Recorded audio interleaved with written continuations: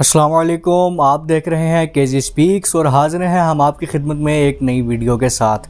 आज की इस वीडियो का हमारा जो मौजू होने वाला है वो है why people are losing interest in PSL, कि लोग जो हैं वो पीएसएल के अंदर उनकी दिलचस्पी क्यों कम होती जा रही है।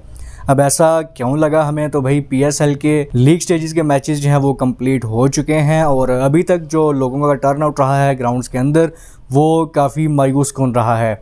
अब ये किस तरह हमें ये मेजरमेंट लगा, किस पैमाने पे मैं ये बात कर रहा हूँ, तो हाल ही में अगर हम देखें जो इंडिया और इंग्लैंड के दरमियान सीरीज़ हुई टेस्ट मैचेस की, उसकी अगर आप व्यूअरशिप देखें तो भाई 51 करोड़ लोग जो हैं वो एक दिन बैठ के मैच देख रहे थे।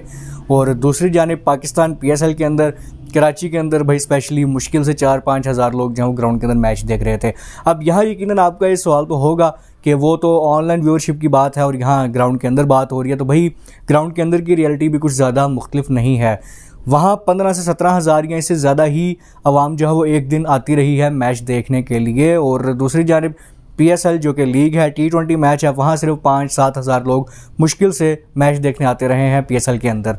और अगर आप चलें इंडिया के टेस्ट मैच बड़ी टीम की अगर आप बात छोड़ भी दें, दूसरी तरफ हम वुमेन प्रीमियर लीग की बात करें तो भाई वहाँ भी एक दिन के अंदर 25 हज़ार से ज़्यादा लोग जो हैं वो वुमेंस क्रिकेट टीम के मैचेस देखने के लिए आ रहे हैं। और दूसरी जानिब कराची के हालात आपके सामने ही हैं, अभी ग्राउंड्स आप देखें तो सारे खाली पड़े हैं।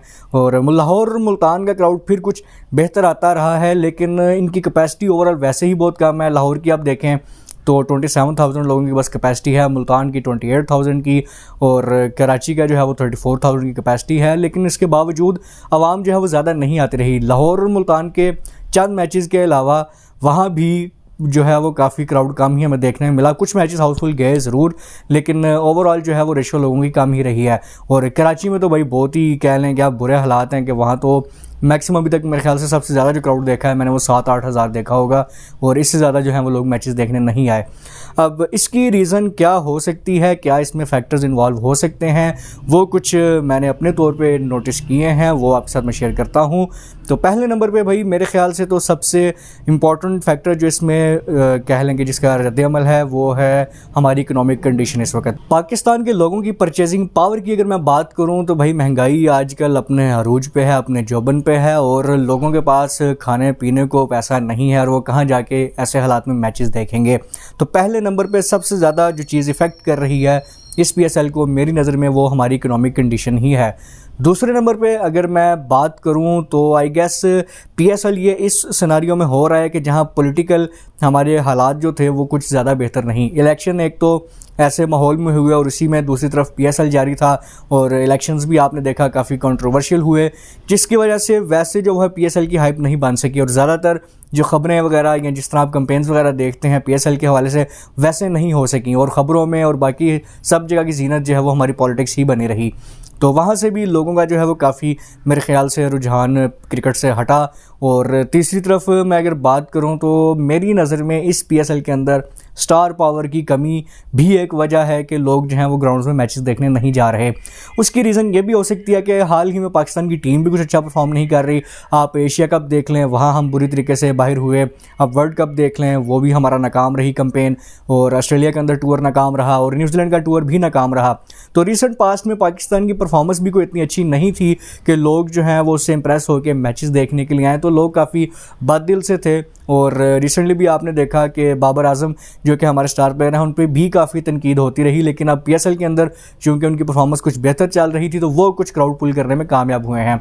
जो हाउसफुल मैचेस का मैंने शुरू में जिक्र किया कि कुछ मैचेस जो हैं वो हाउसफुल गए, वो उसमें बाबर आजम और उनकी टीम ही कहीं ना कहीं इन्वॉल्व थी कि उनकी फ़ैन फॉलोइंग की वजह से ग्राउंड कहीं ना कहीं फुल होते रहे।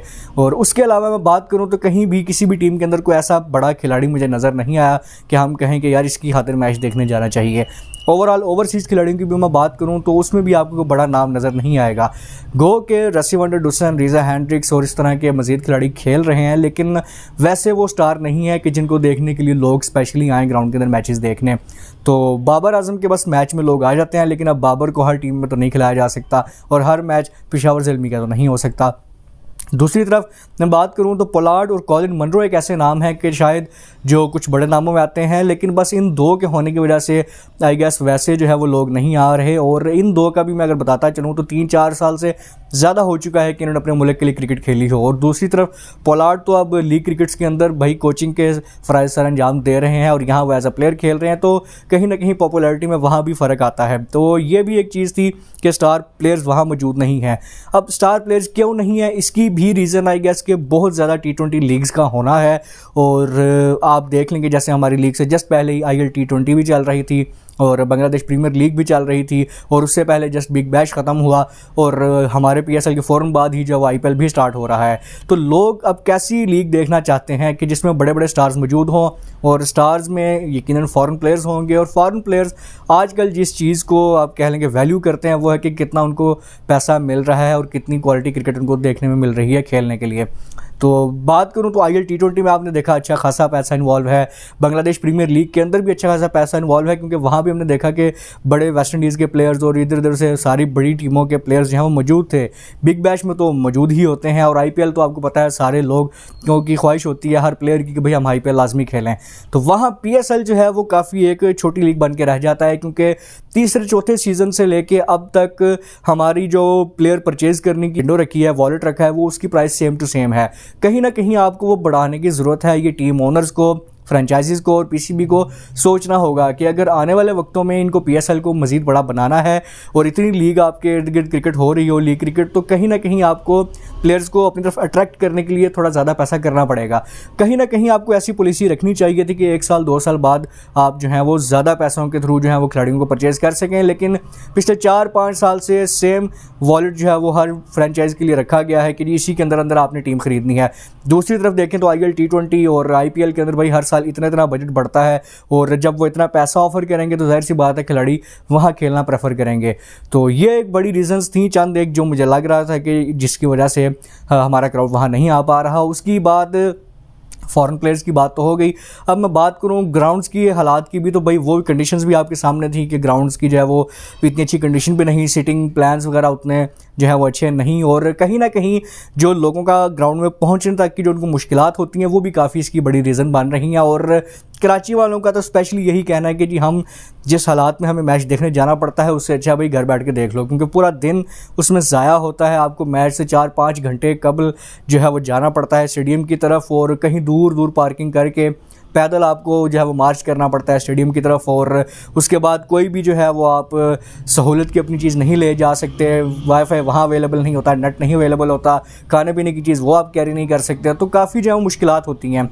शुरू के कुछ सीज़न तो जब पाकिस्तान के अंदर PSL आया सिक्योरिटी के यही हालात थे, और तब तो शायद आई गेस लोग फिर भी सपोर्ट करते रहे कि यार चलो अभी पाकिस्तान के अंदर आई है क्रिकेट, इसको हमें प्रमोट करना है। तो कुछ ना कुछ मुश्किलात से वो 2-4 होने के बावजूद स्पोर्ट की खातिर निकलते रहे पाकिस्तान की। लेकिन अब चूँकि 5 साल से आई गेस ज़्यादा हो चुके हैं कि पाकिस्तान के अंदर PSL हो रहा है, और अभी तक सिचुएशन वैसी की वैसी है, और बल्कि सहूलियात की बजाय बदतर होती जा रही है। पहले आई गेस शटल सर्विस वगैरह चलती थी कि वहाँ से वो लोगों को पिक करके ग्राउंड तक पहुँचाते थे, अब वो सर्विस भी अवेलेबल नहीं है। तो सहूलत कहीं भी नहीं है फैंस जो आ रहे हैं उनको मैच देखने के लिए, तो कहीं ना कहीं उससे भी बादल होकर लोग जो है वो उससे दूर जा रहे हैं। तो ये चीज़ें आप PCB को आई गेस देखना होंगी कि कुछ ना कुछ बेहतर उसको प्लान करें।